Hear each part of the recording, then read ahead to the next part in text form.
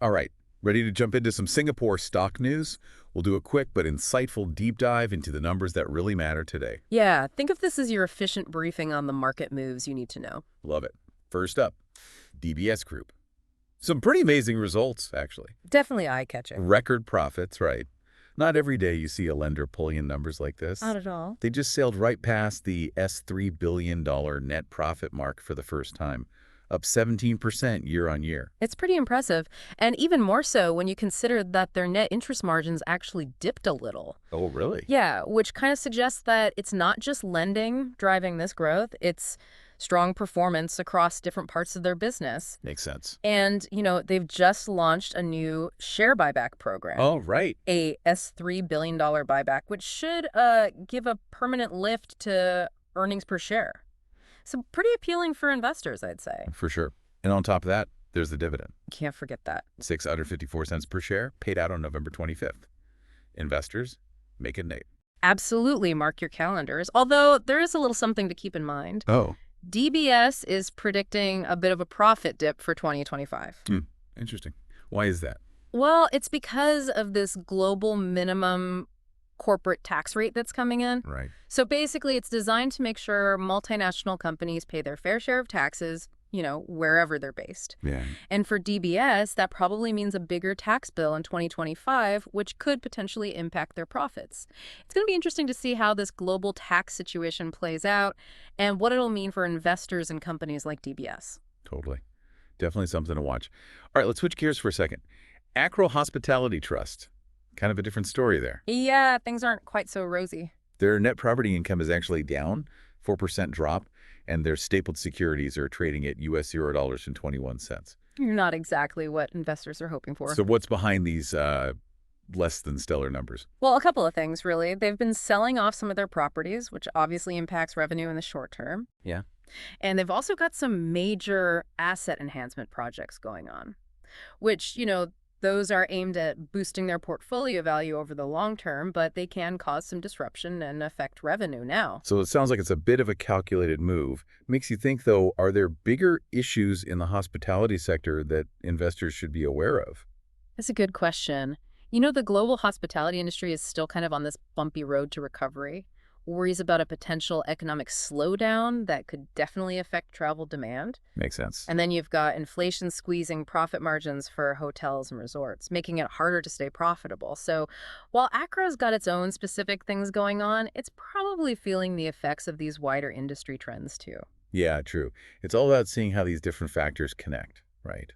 Okay, let's move on from specific companies to something a little broader. There's news about a potential partnership between Singapore and Indonesia, focusing on energy and food security. This is interesting, especially for Singapore with its limited resources. They rely so heavily on imports. Right. So a strategic partnership with Indonesia, well, that could be a game changer in terms of ensuring a stable and sustainable supply of essential resources. For sure. So what are they actually planning to do to make this partnership happen? Well, they're looking at a whole range of things, from cross-border energy exports to projects focused on capturing and storing carbon. Things like connecting electricity grids across borders, developing green hydrogen in Sumatra, building large-scale solar power plants. It's a really comprehensive approach with the potential to benefit both countries, both economically and environmentally. It's definitely a bold move. And I'm wondering, with all these initiatives, could we see a whole wave of new investment opportunities opening up, like potential for growth in renewable energy companies, businesses involved in cross-border trade, even companies specializing in carbon capture and storage? This partnership could really be a catalyst for innovation and investment in these sectors. I think it has the potential to really shake things up. It really could. And speaking of market trends, we should probably check in on the Straits Times Index. The STI. Exactly. That key indicator that tracks the top 30 companies on the Singapore Exchange? Right. Well, it kicked off Thursday with a 0.6% rise. A little bit of optimism in the air. Ah, the STI. Always a good barometer for the market's mood. Yeah. A positive start to the day. But of course, as always, it's just one piece of the puzzle. Absolutely. What else should we be looking at to get the full picture? You're right. While the STI gives us a nice overview, it's crucial to look at individual stocks. We've already talked about DBS and ACRO, but a couple of other movers caught my eye.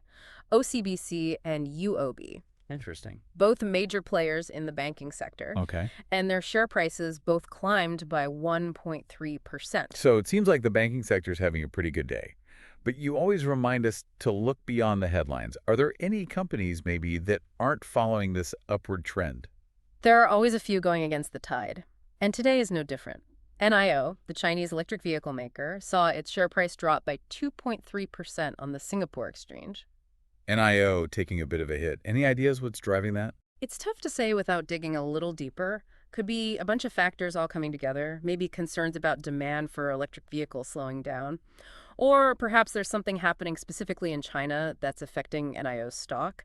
It just highlights how important it is to stay informed and really do your research before making any investment decisions. Yeah, for sure. It's a constant game of detective work, isn't it? Trying to figure out what's really moving the market. Exactly, and that's part of what keeps it so interesting. Always a new layer to uncover, new trends to decipher, new opportunities to consider, and, risks to be aware of course. Well said.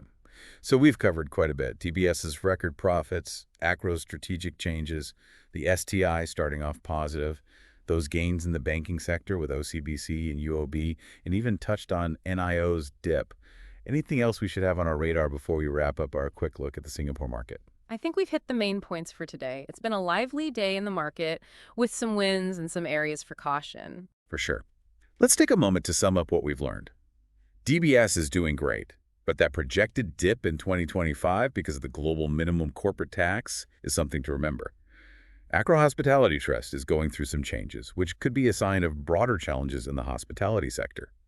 The STI is up, which is a good sign for the overall Singapore market. And we saw some solid gains for banks like OCBC and UOB, and then there's NIO, reminding us that even on a good day, some companies might be moving in the opposite direction. You've got it. It's a mix of individual company stories and those bigger market forces at play. As always, it feels like even with this quick update, we've only just scratched the surface. There's always more to learn, more to explore in the world of finance. Absolutely. And speaking of learning, any final thoughts or questions for our listeners today? Well, considering all the uncertainty we've talked about, from global economic trends to shifts in the energy landscape, I think it's worth asking, which sectors in the Singapore market do you think are best positioned for growth in the coming year? That's a great question to think about. With so much change happening, figuring out those potential winners becomes even more important. It is. Careful thought and informed decisions are key, especially in uncertain times. Couldn't agree more. Thanks so much for sharing your insights today. It's always great to break down these market movements with you. My pleasure. Always an interesting conversation. It really is. And that's, what we aim to do here, give you the knowledge and the perspectives to make good decisions in the world of finance. Exciting world, but sometimes, can be a bit confusing. It can be, yeah. It's all about empowering yourself with knowledge, right?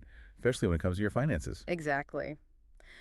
All right, so on that note, thanks again for joining us on this deep dive into the Singapore stock market. Hope you found it helpful and maybe even sparked some new ideas for your own financial journey. And to all our listeners out there, stay curious.